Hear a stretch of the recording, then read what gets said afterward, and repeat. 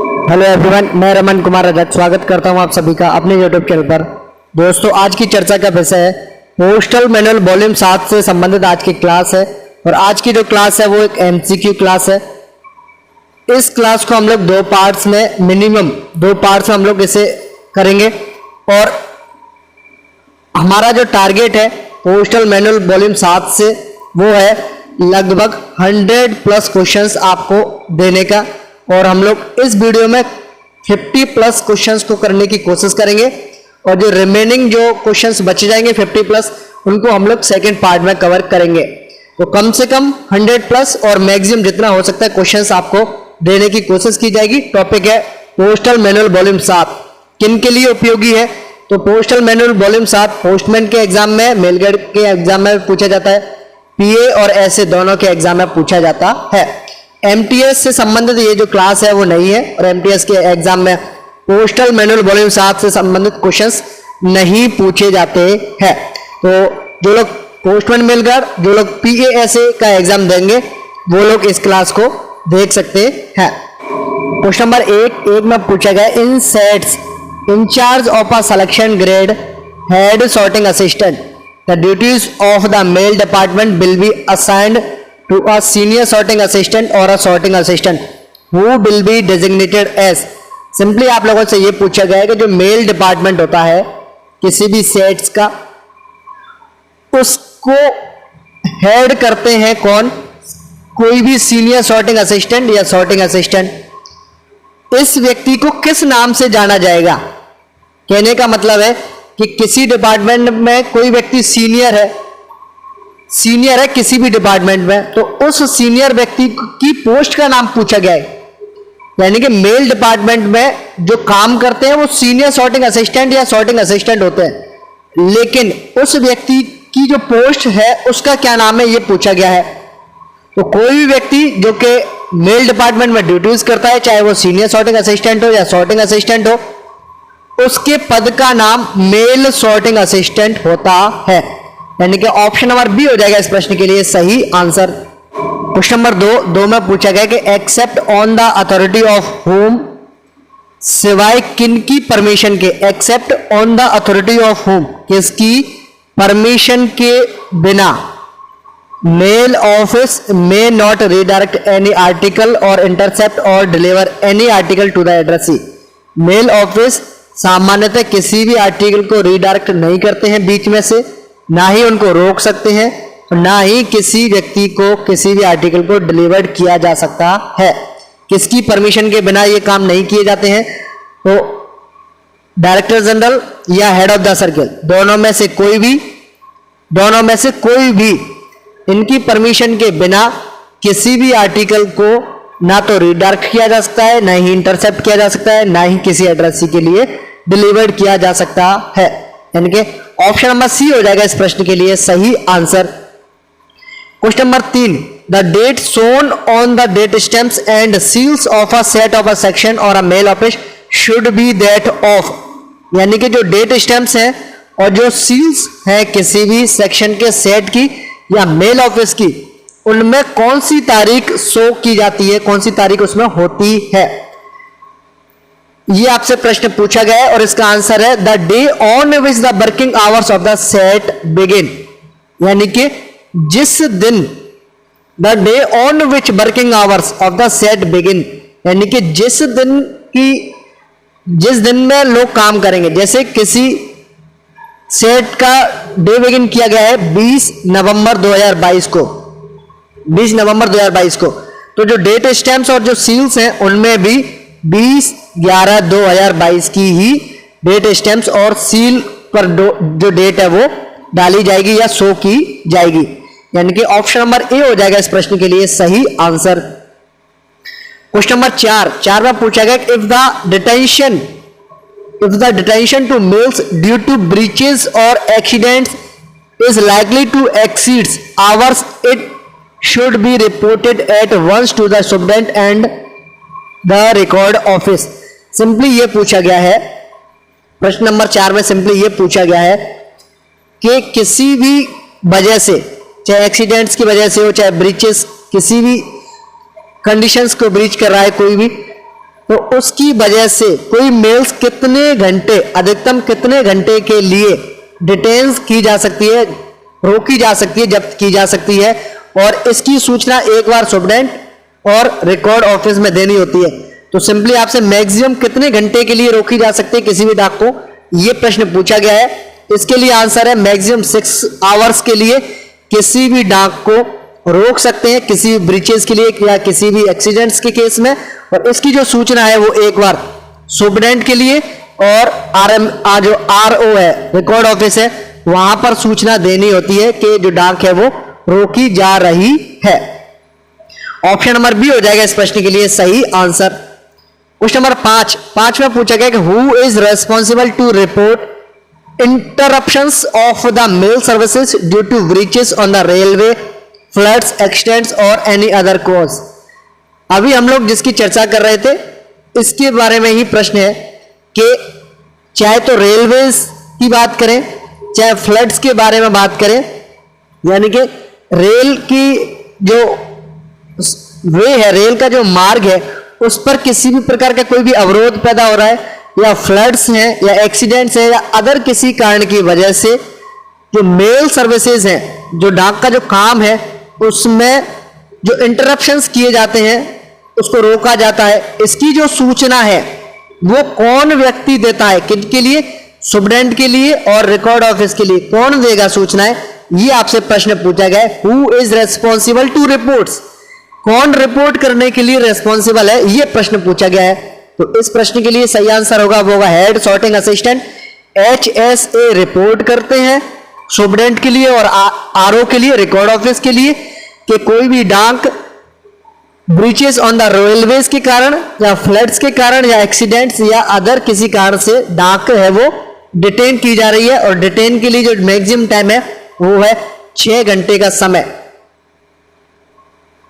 Next question number 6 में पूछा गया है if the regular accommodations provided in a train is inadequate for the carriage of all mails, who is authorized to apply to the railway authorities for such extra accommodations।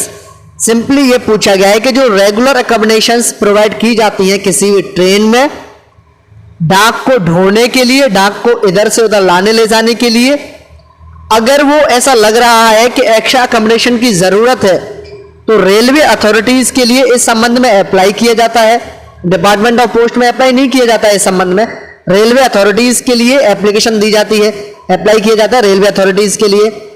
तो कौन व्यक्ति इसके लिए जिम्मेदार है कि वो अप्लाई करेगा रेलवे अथॉरिटीज के लिए कि हमें एक्स्ट्रा अकोमोडेशन चाहिए। तो इस संबंध में जो ऑथराइज व्यक्ति है वो है मेल एजेंट या मेल गार्ड, जो कि ट्रांजिट सेक्शन का इंचार्ज होता है। वो एक्स्ट्रा अकोमोडेशन के लिए रेलवे अथॉरिटीज के लिए एप्लीकेशन देने के लिए ऑथराइज होते हैं अगर उनको एक्स्ट्रा अकोमोडेशन की नीड होती है उस केस में। तो इस प्रश्न के लिए सही आंसर होगा वो होगा option number D. Question number 7 में पूछा गया कि superintendent should be of each month submit to the head of the circle a written in the prescribed form showing particulars of the extra accommodations used on each railway during the preceding month। इस प्रश्न में यह पूछा गया है कि जो superintendent होते हैं वो हेड ऑफ द सर्किल के लिए प्रत्येक महीने की किस तारीख को यह सूचना देते हैं कि बीते हुए मंथ में, जैसे अगर अभी नवंबर चल रहा है तो यह सूचना देंगे अक्टूबर माह में, अक्टूबर माह की जो रिपोर्ट देंगे, यानी कि जो महीना निकल गया है उस मंथ की रिपोर्ट देंगे कि एक्स्ट्रा अकोमोडेशन कितने यूज किए गए थे प्रत्येक रेलवे में, यूज्ड ऑन ईच रेलवे, जो पिछला महीना निकला है उसमें। ये प्रश्न आपसे पूछा गया है। तो पिछले महीने में जो महीना अभी चल रहा है उसके पीछे वाला जो महीना है उसमें कितने एक्स्ट्रा अकोमोडेशन रेलवे के डिपार्टमेंट ऑफ पोस्ट ने यूज किए हैं, इसकी सूचना superintendent of the post head of the circle को देते हैं। और किस तारीख को देते हैं यह प्रश्न पूछा गया है। तो किसी भी महीने की 10वीं तारीख को, प्रत्येक महीने की 10वीं तारीख को superintendent of the RMS head of the circle को ये सूचना देते हैं कि जो पिछला महीना है उसमें कितने अकोमोडेशंस यूज किए गए हैं। तो इस प्रश्न के लिए जो सही आंसर होगा वो होगा option number B. Next question number 8 आज में पूछा गया कि the misconnections between air services should invariably be reported by record officers to the by first post.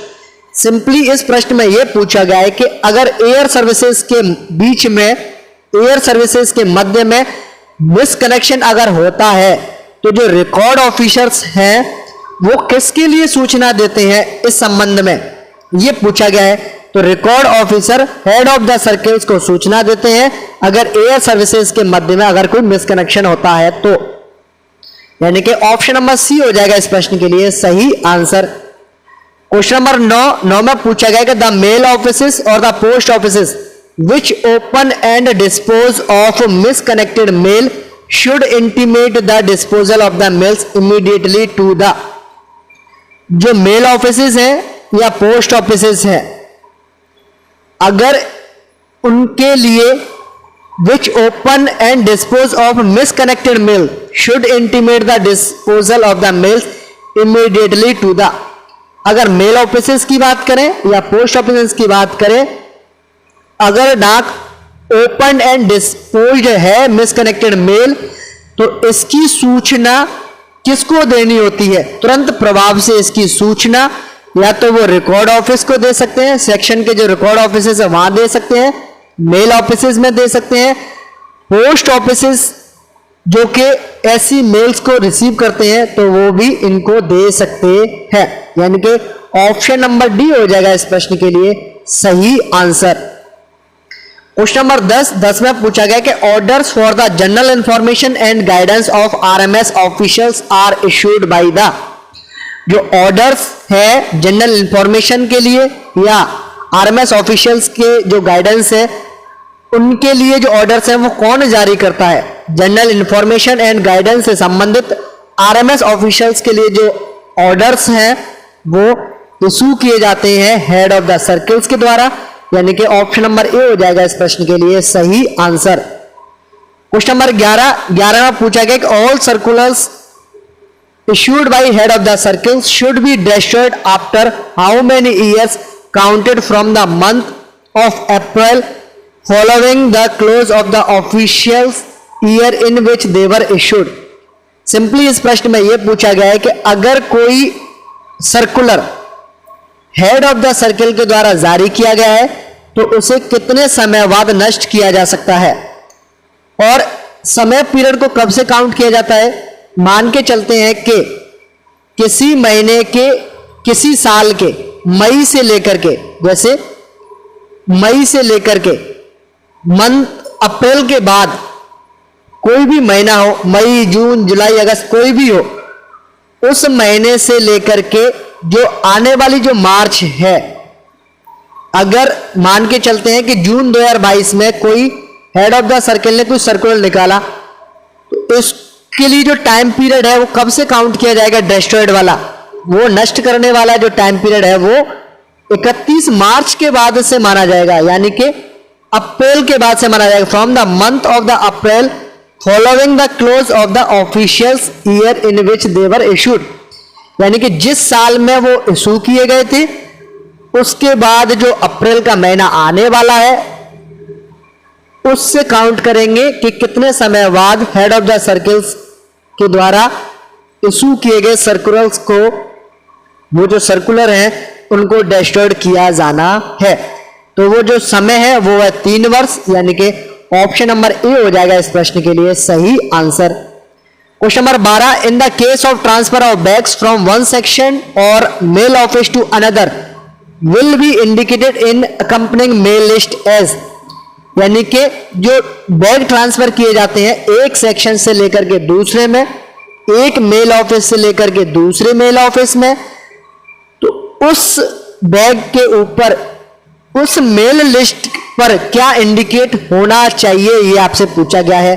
तो उस मेल लिस्ट में एल बैग इंडिकेट होना चाहिए, यानी कि ऑप्शन नंबर ए हो जाएगा इस प्रश्न के लिए सही answer. Question number 13, who among the following is और are authorise to order a sorting assistant to attend the record officer for practice sorting during his rest time. अगर किसी सॉर्टिंग असिस्टेंट का रेस्ट टाइम चल रहा है, उस समय के दौरान रिकॉर्ड ऑफिस में डाक को शॉर्ट करने के लिए कौन व्यक्ति अधिकृत है या ऑथराइज है कि इस सॉर्टिंग असिस्टेंट को रेस्ट टाइम में भी रिकॉर्ड ऑफिस में शॉर्टिंग के काम के लिए बुलाया जा सकता है।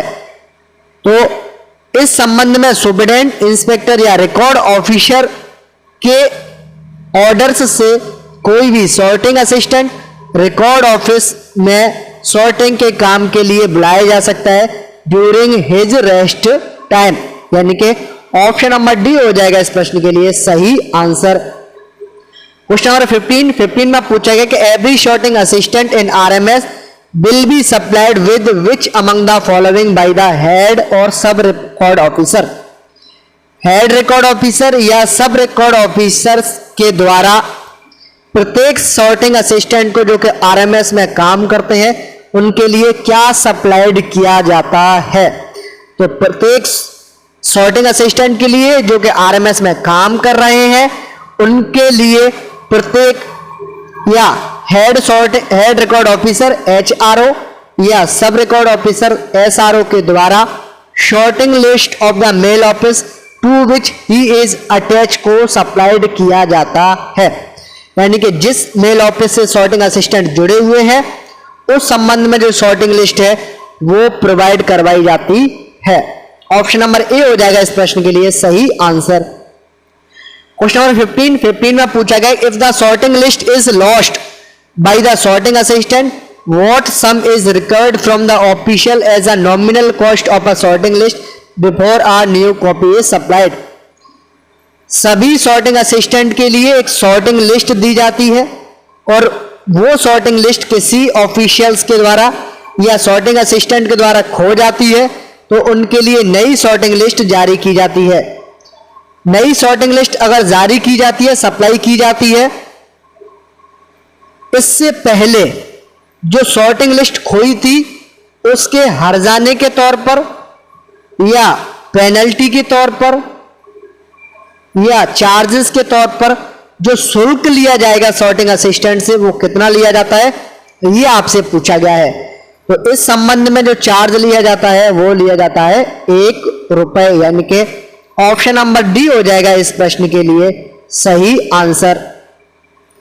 क्वेश्चन नंबर 16 में पूछा गया कि in the case of record office who among the following will initially prepare the memorandum of distribution of work and forwarded it to the superintendent. Record office में initially memorandum of distribution of work किसके द्वारा बनाया जाता है और उसे आगे superintendent के लिए फॉरवर्ड किया जाता है। तो कौन बनाता है memorandum of distribution of work, ये आपसे प्रश्न पूछा गया है। तो रिकॉर्ड ऑफिसर के द्वारा initially memorandum of distribution of work बनाया जाएगा और इसे सुपरिटेंडेंट के लिए फॉरवर्ड किया जाएगा, यानी कि ऑप्शन नंबर डी हो जाएगा इस प्रश्न के लिए सही आंसर। क्वेश्चन नंबर 17 में पूछा गया कि which among the following record has a preservation period of 18 months. निम्नलिखित में से ऐसा कौन सा रिकॉर्ड है जिसको 18 महीने के लिए 18 मंथ्स के लिए सुरक्षित तरीके से रखा जाता है, प्रिजर्व करके रखा जाता है। ऑप्शन नंबर 1 में correspondence relating to the disposal of registered articles, यानी कि जो रजिस्टर्ड आर्टिकल्स के जो लेटर्स या पार्सल्स थे उनके संबंध में जो पत्राचार था वो रखा जाता है क्या 18 मंथ्स के लिए। ऑप्शन नंबर ए में है, ये बिल्कुल गलत है। ये बिल्कुल सही है कि जो लेटर्स हैं और जो पार्सल्स हैं, जो लेटर्स हैं और जो पार्सल्स हैं वो रजिस्टर्ड आर्टिकल्स के उनसे संबंधित जो पत्राचार है वो 18 महीने के लिए सुरक्षित करके रखने होते हैं। ऑप्शन नंबर ए बिल्कुल सही है। ऑप्शन नंबर बी में है arrangement register, attendance register and जो डेली रिपोर्ट्स हैं वो भी 18 महीने के लिए सुरक्षित करके रखनी होती है, यानी कि both A and B options are correct. Option number C हो जाएगा इस प्रश्न के लिए सही आंसर। क्वेश्चन नंबर 18 में पूछा गया what is the preservation period for the correspondence relating to personal files, appointments, nominations, leave, pensions, punishments. प्रश्न ये पूछा गया 18 में कि पर्सनल फाइल जो होती है पीएफ जिसे बोलते हैं, उस संबंध में जो पत्राचार किए जाते हैं उनको कितने समय तक प्रिजर्व करके रखना होता है, सुरक्षित रखा जाता है। और उस पीएफ में अपॉइंटमेंट्स, नॉमिनेशंस, लीव, पेंशन और पनिशमेंट से संबंधित कागज होते हैं।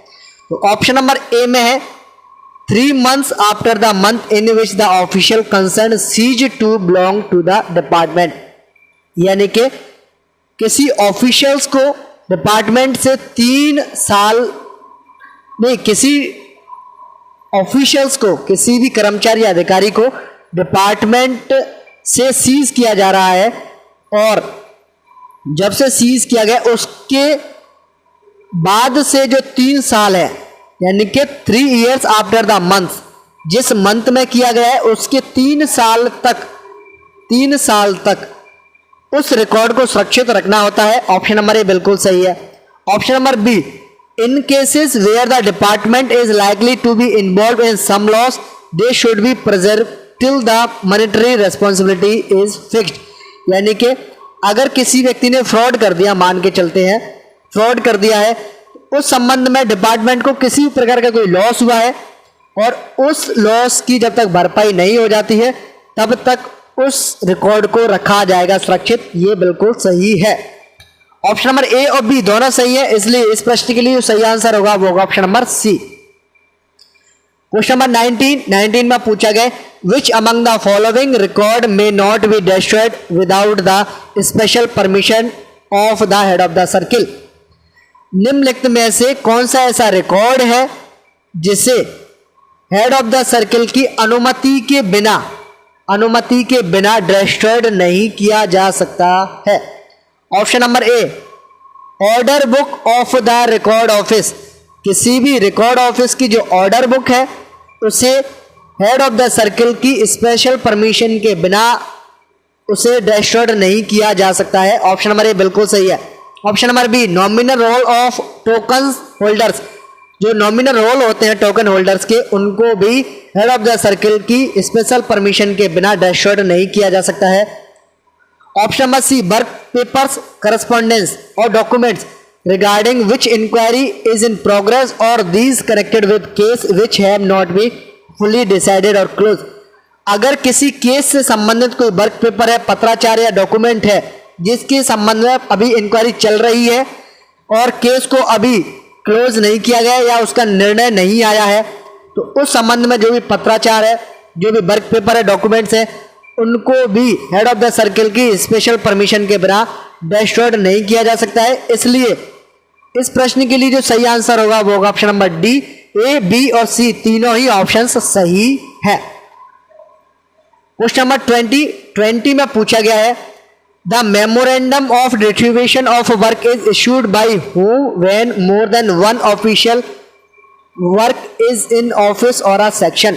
किसी भी ऑफिस में एक या एक से ज्यादा ऑफिशियल्स काम कर रहे हैं, कर्मचारी काम कर रहे हैं, एक से ज्यादा कर्मचारी किसी भी ऑफिस या किसी भी सेक्शन में काम कर रहे हैं, तो उस संबंध में जो memorandum of distribution of work है वो किन के द्वारा जारी किया जाता है।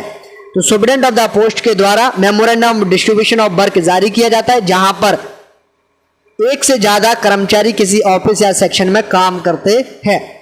ऑप्शन नंबर ए हो जाएगा इस प्रश्न के लिए सही आंसर। क्वेश्चन नंबर 21 में पूछा गया कि which among the following is provided to RMS officials who travel on duty in a vehicle और a compartment reserve for the post office और who have to enter the platform for exchange of mail. Question number 21 में यह पूछा गया है कि RMS से संबंधित जो कर्मचारी हैं जो कि ड्यूटी के दौरान किसी व्हीकल में ट्रेवल करते हैं या कंपार्टमेंट में ट्रेवल करते हैं जो कि पोस्ट ऑफिस के लिए रिजर्व किया गया है या डाक के आदान प्रदान के लिए प्लेटफॉर्म पर एंटर करते हैं, तो उनके लिए क्या प्रोवाइड किया जाता है। कि जिससे ये डिसाइड होता है कि इसी व्यक्ति को इस कार्य के लिए रखा गया है। सिंपली ये पूछा गया है। तो जो मेटल टोकन जो होते हैं वो आरएमएस ऑफिशियल्स को इसलिए प्रोवाइड किए जाते हैं कि इसी व्यक्ति को, जिसके पास में मेटल टोकन है, वही व्यक्ति किसी भी व्हीकल में ड्यूटी के दौरान ट्रेवल कर सकता है, किसी भी कंपार्टमेंट में, क्योंकि पोस्ट ऑफिस के लिए रिजर्व है, वहां पर जा सकता है, किसी प्लेटफॉर्म पर जा सकता है मेल्स के एक्सचेंज के लिए। तो उनके लिए मेटल टोकन को प्रोवाइड किया जाता है। एक तरीके से ये एक टोकन का काम करते हैं। ऑप्शन नंबर बी हो जाएगा इस प्रश्न के लिए सही आंसर। क्वेश्चन नंबर 22 में पूछा गया preservation period of 3 years is prescribed for which among the following documents records under RMS. RMS के अंडर में आने वाले कोई भी रिकॉर्ड या डॉक्यूमेंट जिसके लिए प्रिजर्वेशन की अवधि 3 साल रखी गई है, वो कौन कौन से हैं? ऑप्शन नंबर स्टेटमेंट नंबर 1, 2 और 3 में से पूछा गया है। तो जो स्टेटमेंट नंबर 1, 2, 3 है, जिनकी अवधि प्रिजर्वेशन पीरियड के लिए जिनकी अवधि 3 साल है, वो आपसे प्रश्न पूछा गया है। ऑप्शन नंबर सबसे पहले जानेंगे स्टेटमेंट नंबर 1 में invoices of article received from the stock depot, यानी कि स्टॉक डिपोट से जो आर्टिकल्स की इनवॉइसेस होती हैं, क्या उनको 3 साल के लिए प्रिजर्व करके रखना होता है? बिल्कुल सही है। स्टेटमेंट नंबर 1 बिल्कुल सही है।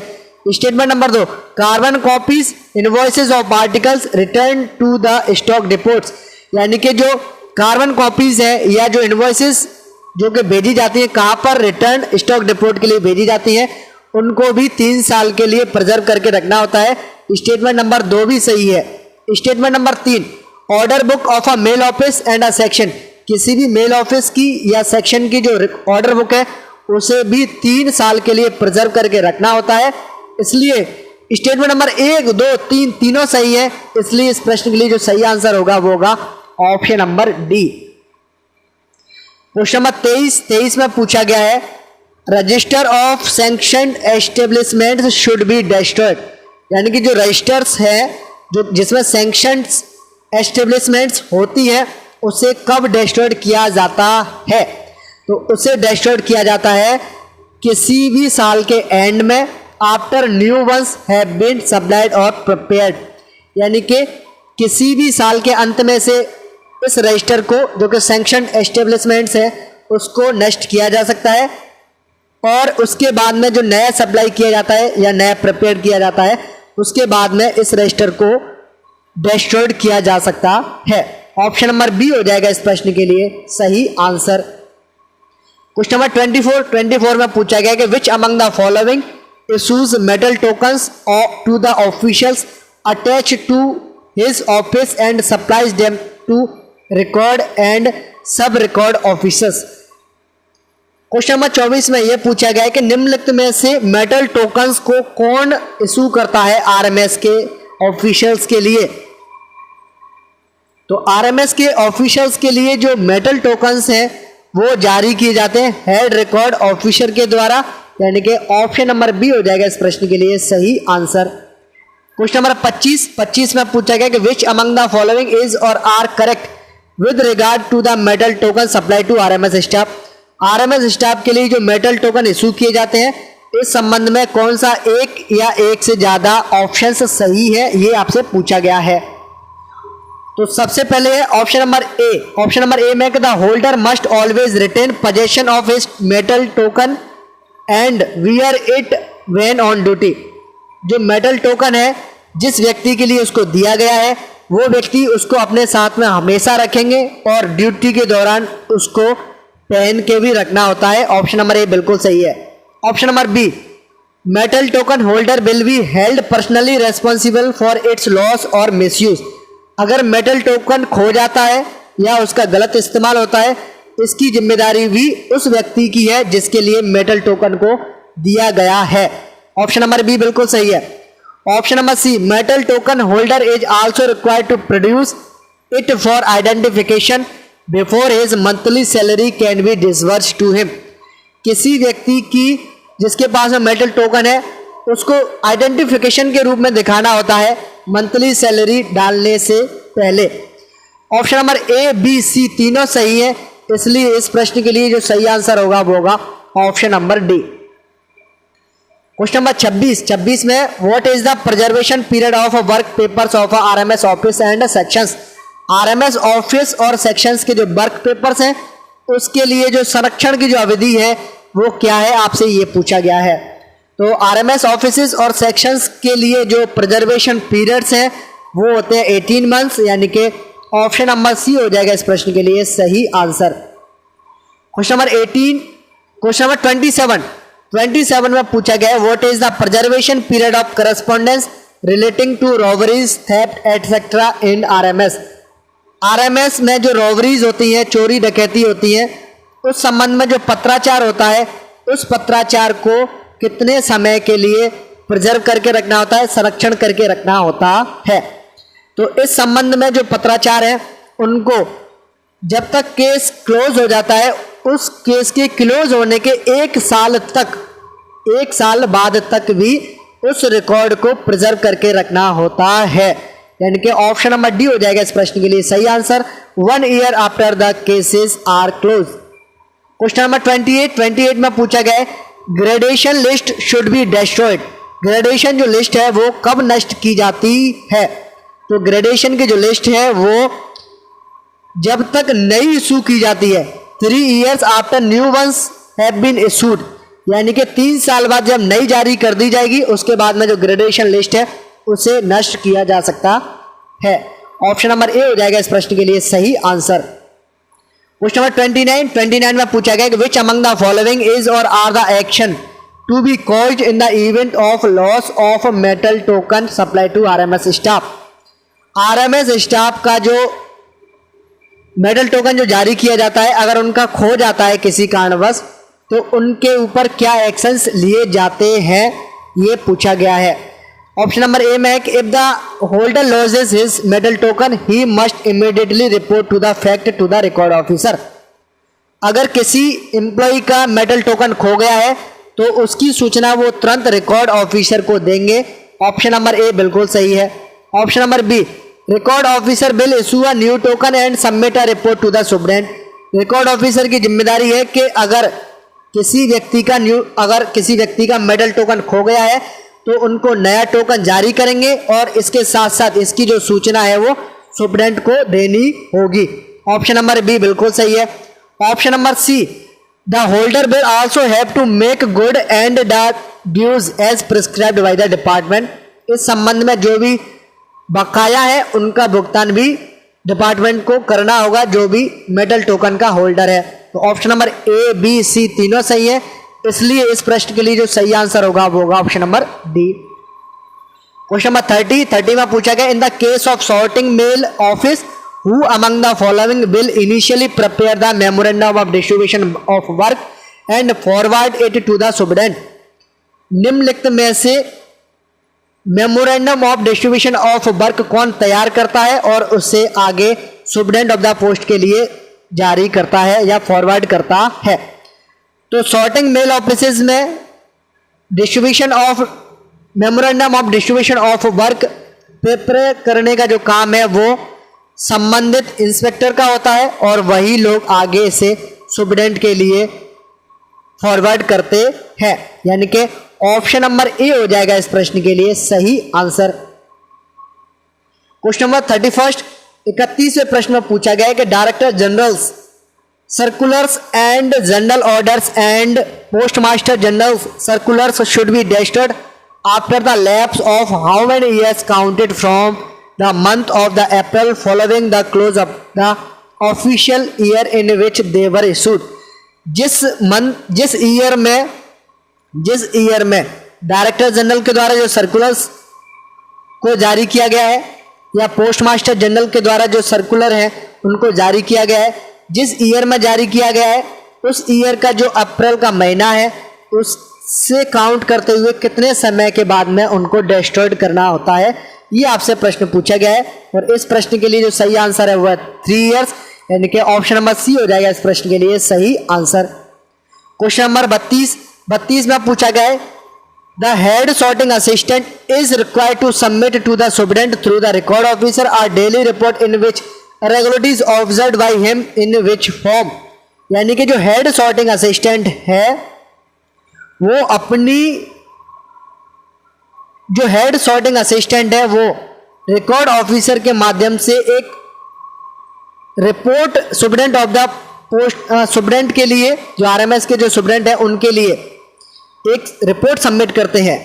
यानी कि जो हेड सॉर्टिंग असिस्टेंट है एचएसए है वो रिकॉर्ड ऑफिसर के माध्यम से सुपरिटेंडेंट के लिए एक रिपोर्ट सबमिट करते हैं और उस रिपोर्ट में क्या होता है, जो भी अनियमितता है, जो भी इरेगुलरिटीज है जो कि उनके द्वारा जो ऑब्जर्व की गई है, देखी गई है, उनको सबमिट करते हैं। और किस फॉरम में सबमिट करते हैं, आपसे ये प्रश्न पूछा गया है। तो इस प्रश्न में 2 से 3 क्वेश्चन छिपे हुए हैं और वो क्वेश्चन है कि एचएसए के माध्यम से जो इरेगुलरिटीज ऑब्जर्व की जाती हैं वो किनके माध्यम से किनके लिए भेजी जाती हैं। तो एचएसए के द्वारा जो इरेगुलरिटीज ऑब्जर्व की जाती हैं वो रिकॉर्ड ऑफिसर के माध्यम से डेली रिपोर्ट में superintendent of the post, superintendent of the RMS के लिए भेजी जाती है, सबमिट की जाती हैं। और इस संबंध में जो फॉर्म यूज किया जाता है वो यूज किया जाता है MS 83। ऑप्शन नंबर सी हो जाएगा इस प्रश्न के लिए सही आंसर। क्वेश्चन नंबर 33 में पूछा गया कि which among the following is और are the important irregularities etc to be noted in the rough notebook and mentioned in daily report by the HSA। निम्नलिखित में से कौन सी इंपोर्टेंट इरेगुलरिटीज हैं, कौन सी महत्वपूर्ण अनियमितताओं को किसी रफ नोटबुक में HSA के द्वारा डेली रिपोर्ट में मेंशन किया जाता है। तो HSA के द्वारा रफ नोटबुक में इंपोर्टेंट इरेगुलरिटीज को नोट किया जाता है और उसे डेली रिपोर्ट में मेंशन किया जाता है। और वो कौन कौन सी इरेगुलरिटीज हैं, इस संबंध में आपसे प्रश्न पूछा गया है। पहला है all irregularities reported by telegraph और फैक्स। बिल्कुल सही है, कोई भी टेलीग्राफ या फैक्स के द्वारा जो इरेगुलरिटीज रिपोर्ट की गई हैं उनको डेली रिपोर्ट में मेंशन किया जाना होता है। ऑप्शन नंबर ए बिल्कुल सही है। ऑप्शन नंबर बी रिसीप्ट और dispatch of special bag. Special bag के रिसीप्ट और डिस्पैच से संबंधित जो इरेगुलरिटीज हैं वो भी डेली रिपोर्ट में मेंशन किए जाएंगी। Option number C non receipt of a due mail bag और बैग्स।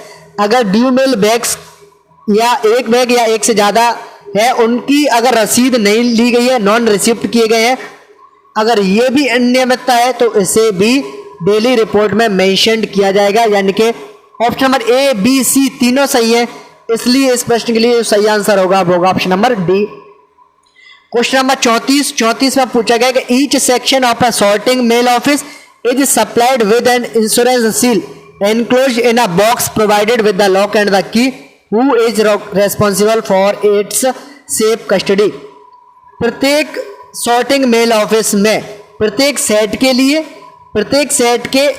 सॉर्टिंग मेल ऑफिस के लिए इंश्योरेंस सील प्रोवाइड की जाती है और उसके लिए इंश्योरेंस सील को रखने के लिए एक ताला, चाबी और बॉक्स भी दिया जाता है। तो किस व्यक्ति की जिम्मेदारी है कि वो इसे सुरक्षित रूप से रखे, आपसे यह प्रश्न पूछा गया है। इंश्योरेंस सील के लिए एक बॉक्स दिया जाएगा, एक लॉक दिया जाएगा और एक की दी जाएगी। और सॉर्टिंग मेल ऑफिस के प्रत्येक सेट के लिए इंश्योरेंस सील प्रोवाइड करवाई जाती है और इसकी सुरक्षा के लिए जो जिम्मेदार व्यक्ति होता है वो होता है HSA, head sorting assistant. Option number C हो जाएगा इस प्रश्न के लिए सही आंसर। क्वेश्चन नंबर 35 में पूछा गया कि when further supplies of stamps are required in mail offices they may be obtained by the head sorting assistant by purchase from. अगर किसी मेल ऑफिस में स्टैम्प्स की सप्लाई करनी है तो sorting assistant, head sorting assistant है वो कहाँ से इनको परचेज करते हैं। तो हेड सॉर्टिंग असिस्टेंट अगर स्टैम्प्स की सप्लाई चाहिए, रिक्वायर्ड है किसी मेल ऑफिस में, तो वो कहाँ से परचेज करते हैं ये आपसे प्रश्न पूछा गया है और वो लोग परचेज करते हैं किसी भी पोस्ट ऑफिस से। ऑप्शन नंबर बी हो जाएगा इस प्रश्न के लिए सही answer, any post office. Question number 36 में पूछा गया the duties connected with receipt and dispatch of mails and closing of transit bags will be performed by the in the case of set in the incharge of selection grade head sorting assistant. जो duties connected है receipt और dispatch से संबंधित, चाहे वो mails से संबंधित हो या क्लोजिंग ट्रांजिट बैग से संबंधित हो, वो कौन करता है इस ड्यूटीज को, ये पूछा गया है।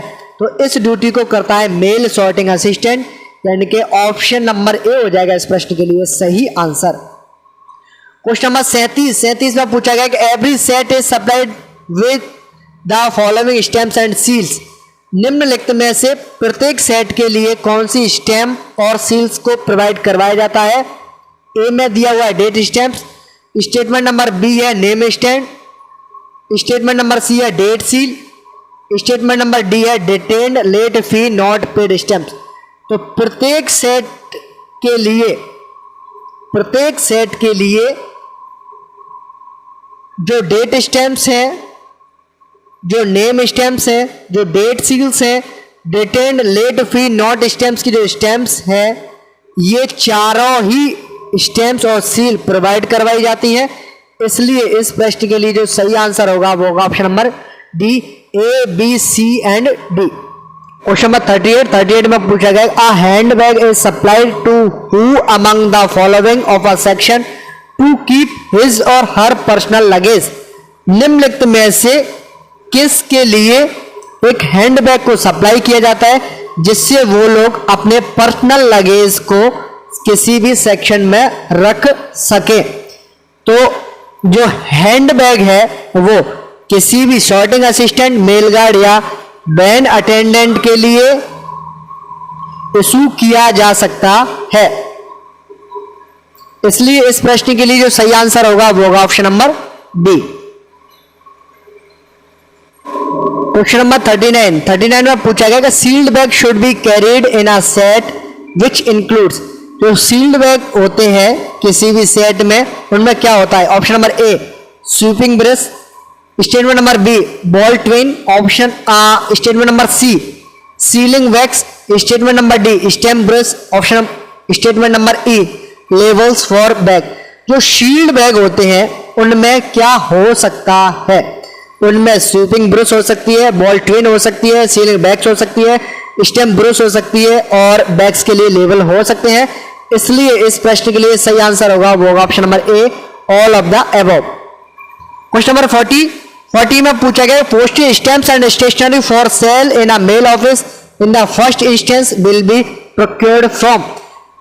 किसी भी मेल ऑफिस में पोस्टेज स्टैम्प्स और स्टेशनरी जो बेची जाती है वो कहां से प्रोक्योर्ड की जाती हैं, ये आपसे प्रश्न पूछा गया है। तो ये प्रोक्योर्ड की जाएंगी संबंधित या जो निकटतम हेड पोस्ट ऑफिस है वहां से, यानी कि ऑप्शन नंबर डी हो जाएगा इस प्रश्न के लिए सही आंसर।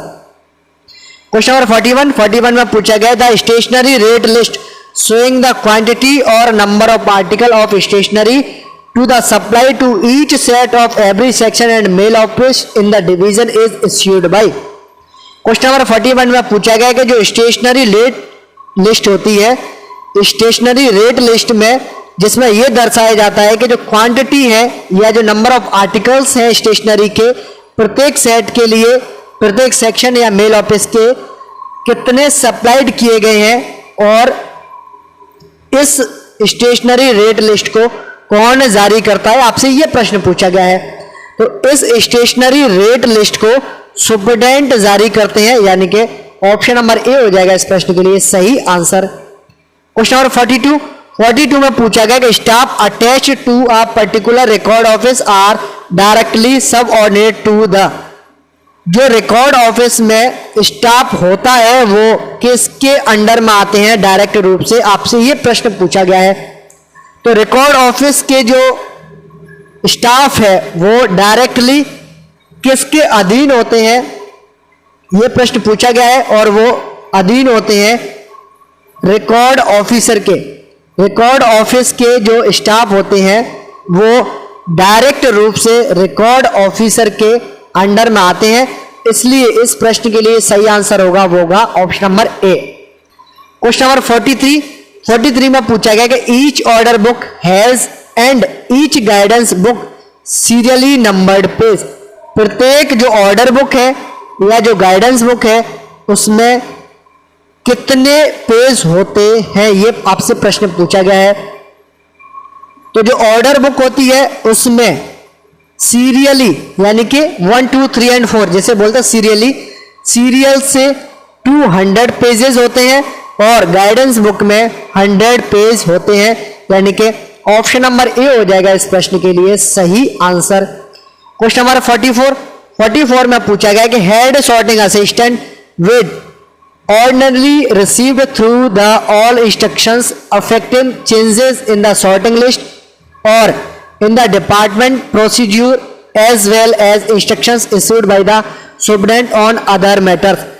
प्रश्न 44 में आपसे यह पूछा गया है कि हेड सॉर्टिंग असिस्टेंट सामान्यतः रिसीव करते हैं इंस्ट्रक्शंस को जो कि सॉर्टिंग लिस्ट या जो डिपार्टमेंटल जो प्रोसीजर है उसमें बदलाव करने से संबंधित जो इंस्ट्रक्शंस है वो कहां से रिसीव करते हैं ये पूछा गया है। और वो जो इंस्ट्रक्शंस है वो superintendent of the post office, superintendent of the RMS से भी, जो आरएमएस के सुपरिटेंडेंट है वहां से भी इनको जारी किया जा सकता है इन इंस्ट्रक्शंस को। और सुपरिटेंडेंट के अलावा और कौन इनको जारी कर सकता है, तो रिकॉर्ड ऑफिसर्स और सुपरिटेंडेंट जारी कर सकते हैं ऐसे ऑर्डर्स जो कि सॉर्टिंग लिस्ट या डिपार्टमेंटल प्रोसीजर्स में कोई चेंजेस अगर करने होते हैं तो उस केस में ऑप्शन नंबर ए हो जाएगा इस प्रश्न के लिए सही आंसर। क्वेश्चन नंबर 45 में पूछा गया कि which among the following books are supplied to each set. प्रत्येक सेट के लिए निम्नलिखित में से कौन सी बुक को सप्लाई किया जाता है। Statement number 1 guidance book, statement number 2 order book, statement number 3 post office guide volume 1 and 2, statement number 4 due mail list of, statement number 5 pin code directory. तो प्रत्येक सेट के लिए निम्नलिखित में से guidance book, order book, post office के volume number 1 और 2, due mail list और पिन कोड की डायरेक्टरी को सप्लाइड किया जाता है, इसलिए इस प्रश्न के लिए सही आंसर होगा वो होगा option number D. Question number 46 में पूछा गया कि the work papers for the next trip और working hours of a set will be supplied by the to the mail agent और अ हेड मेल गार्ड और अ मेल गार्ड। जो work papers है next trip से संबंधित या working hours किसी set के हैं वो किन के द्वारा जारी किए जाते हैं, किन के द्वारा सप्लाइड किए जाते हैं ये पूछा गया है। और किन के लिए सप्लाई किए जाएंगे, मेल एजेंट, हेल मेल गार्ड या मेल गार्ड के लिए सप्लाइड किए जाते हैं। तो ऐसे जो वर्क पेपर्स हैं या जो वर्किंग आवर्स से संबंधित जो वर्क पेपर्स हैं या ट्रिप से संबंधित जो वर्क पेपर्स हैं वो किन के द्वारा जारी किए जाते हैं, वो इशू किए जाते हैं रिकॉर्ड ऑफिसर्स के द्वारा, यानी कि ऑप्शन नंबर बी हो जाएगा इस प्रश्न के लिए सही आंसर। क्वेश्चन नंबर 47 में पूछा गया कि नो स्टोव और private lamp should be carried in a mail van except with the specific written authority of the. निम्नलिखित में से किसकी लिखित अनुमति के बिना कोई भी व्यक्ति अपना पर्सनल स्टोव या प्राइवेट लैंप मेल वैन में कैरी नहीं कर सकता है। तो रिटन में अथॉरिटी किसकी चाहिए होती है, वो चाहिए होती है डिविजनल सुपरिटेंडेंट की। डिविजनल सुपरिटेंडेंट की जो डिवीजन होता है उसके जो सुपरिटेंडेंट होते हैं उनकी अथॉरिटी के बिना कोई भी व्यक्ति अपना पर्सनल स्टोव या लैंप किसी भी मेल वैन में नहीं लेके जा सकता है। ऑप्शन नंबर बी हो जाएगा इस प्रश्न के लिए सही आंसर। क्वेश्चन नंबर 48 में पूछा गया what is the form of mail abstract for transit sections and mail office respectively. Mail abstract जो होता है, मेल जो सार होता है, उसके लिए ट्रांजिट सेक्शंस और मेल ऑफिस में कौन से फॉर्म्स का इस्तेमाल किया जाता है। तो ट्रांजिट सेक्शंस और मेल ऑफिस में मेल एब्स्ट्रैक्ट के लिए जो फॉर्म्स यूज किए जाते हैं वो यूज किए जाते हैं M42 एंड M43। M42 होता है ट्रांजिट सेक्शंस के लिए और M43 होता है मेल ऑफिसेस के लिए। ऑप्शन नंबर ए हो जाएगा इस प्रश्न के लिए सही आंसर। क्वेश्चन नंबर 49 में पूछा गया कि when mail list are to accompany mails they should be prepared by in the duplicate by means of carbonic copy. Mail list को किन के द्वारा बनाया जाता है, सिंपली इस तरीके से समझते हैं इस प्रश्न को। मेल लिस्ट को किन के द्वारा प्रिपेयर किया जाएगा और कार्बन कॉपी के साथ इन्हें डुप्लीकेट में तैयार किया जाता है, तो कौन इनको प्रिपेयर करता है, आपसे यह प्रश्न पूछा गया है। इनको प्रिपेयर करते हैं HS हेड सॉर्टिंग असिस्टेंट, और डुप्लीकेट में प्रिपेयर करते हैं कार्बनिक कॉपी के साथ में। ऑप्शन नंबर ए हो जाएगा इस प्रश्न के लिए सही आंसर। क्वेश्चन नंबर 50 में पूछा गया कि transit bags must always be closed and sealed in the presence and under the direct supervision of. जो ट्रांजिट बैग्स हैं वो क्लोज किए जाते हैं और सील्ड किए जाते हैं इन द प्रेजेंस, किसकी उपस्थिति में और किन की डायरेक्ट सुपरविजन में इनको क्लोज और सील्ड किया जाता है, आपसे यह प्रश्न पूछा गया है। तो किसी भी ट्रांजिट बैग को head sorting assistant, mail guard या मेल एजेंट, इन तीनों में से किसी एक की अनुपस्थिति में, किसी एक की उपस्थिति में, किसी एक की प्रेजेंस में, किसी एक की प्रेजेंस में या डायरेक्ट सुपरविजन में इन्हें क्लोज और सील किया जा सकता है। ऑप्शन नंबर डी हो जाएगा इस प्रश्न के लिए सही आंसर, इधर ए, बी और सी। क्वेश्चन नंबर 51 में पूछा गया the mail bag address to the office should be opened by the himself so that work is distribute to the staff of the mail office without delay. निम्नलिखित में से जो mail bags होते हैं वो किनके द्वारा ओपन किए जाते हैं जिससे कि जो मेल ऑफिस का जो काम है उसमें देरी नहीं हो। तो मेल ऑफिस के काम में देरी नहीं हो, इसलिए जो मेल बैग्स होते हैं उनको खोलने की जो जिम्मेदारी है वो हेड सॉर्टिंग असिस्टेंट की होती है। ऑप्शन नंबर सी हो जाएगा इस प्रश्न के लिए सही आंसर।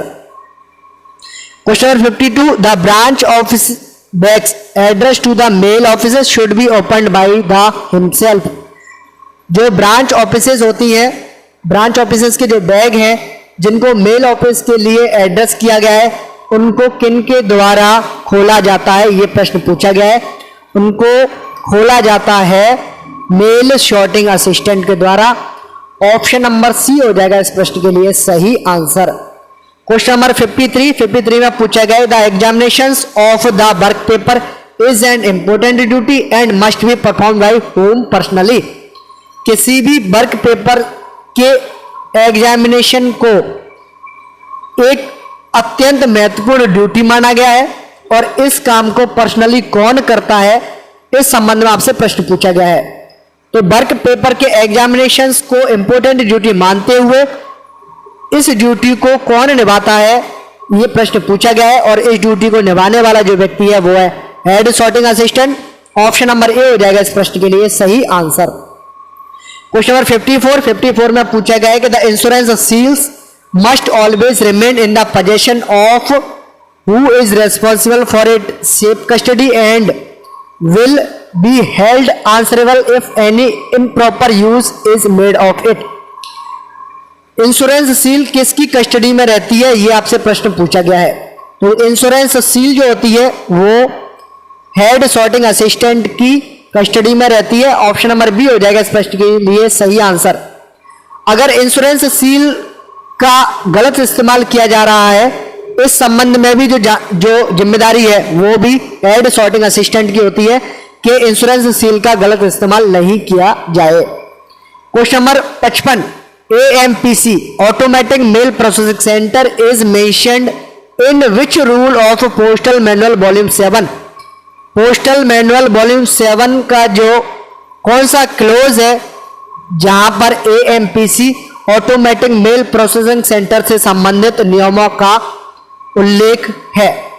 AMPC से संबंधित जो क्लॉज नंबर 79 का जो ए है, क्लॉज नंबर 79 का ए है, पोस्टल मैनुअल वॉल्यूम 7 का रूल नंबर 79A, उसमें AMPC से संबंधित रूल्स को बताया हुआ है, इसलिए इस प्रश्न का सही आंसर होगा वो होगा option number C. Question number 56 में पूछा गया work connected with the receipts custody, sorting and dispatch of registered article is the responsibility of। Registered articles के डिस्पैच, रिसीप्ट, कस्टडी और सॉर्टिंग से संबंधित जो जिम्मेदारी है वो किसकी है, ये प्रश्न पूछा गया है। तो इस प्रश्न के लिए सही आंसर है वो होगा registration sorting assistant.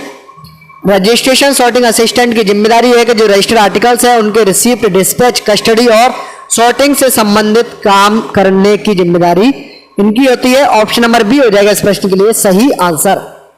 Question number 57 में पूछा गया कि if an article presented for registration is believed to contain anything in the insurance which is compulsory then.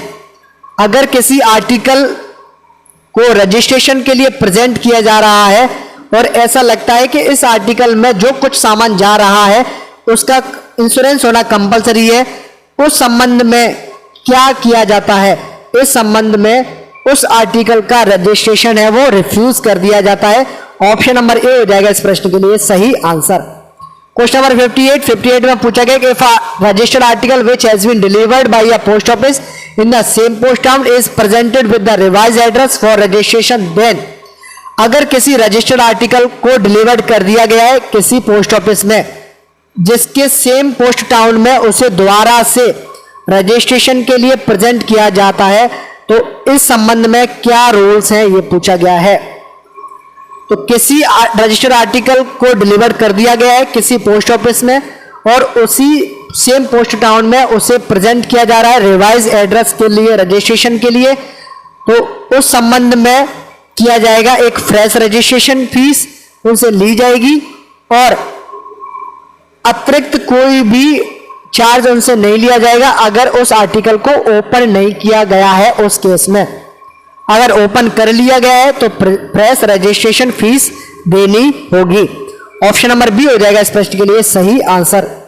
Question number 59 में पूछा गया कि if an inland registered articles after having been accepted for dispatch is found in the office of posting to contain gold coins or gold bullions or both of a value exceeding the prescribed limit of fees, it should be dealt with under rule 122 of the postal manual volume 5। प्रश्न volume 5 से यह पूछा गया है कि rule number 122 जो कि postal manual volume 5 का है, अगर किसी आर्टिकल का इनलैंड आर्टिकल का रजिस्ट्रेशन कर दिया गया है यानी कि उसको रजिस्टर कर दिया गया है और उसको डिस्पैच के लिए एक्सेप्ट भी कर लिया गया है और बाद में पता चलता है कि उस आर्टिकल में कोई गोल्ड है, कॉइन है या गोल्ड के बुलियंस है या दोनों ही है, जिसकी वैल्यू कितनी है?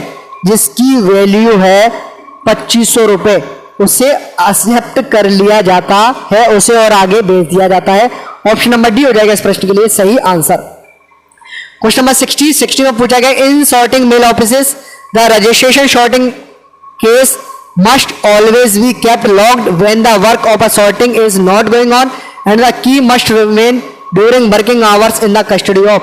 किसी भी सॉर्टिंग मेल ऑफिस में जो रजिस्ट्रेशन का जो काम है, सॉर्टिंग का जो काम है, अगर वो नहीं चल रहा है तो उस केस में जो उसको लॉक करने की जिम्मेदारी और चाबी को अपनी कस्टडी में रखने की जो जिम्मेदारी है वर्किंग आवर्स के दौरान वो किसकी होती है, ये प्रश्न पूछा गया है।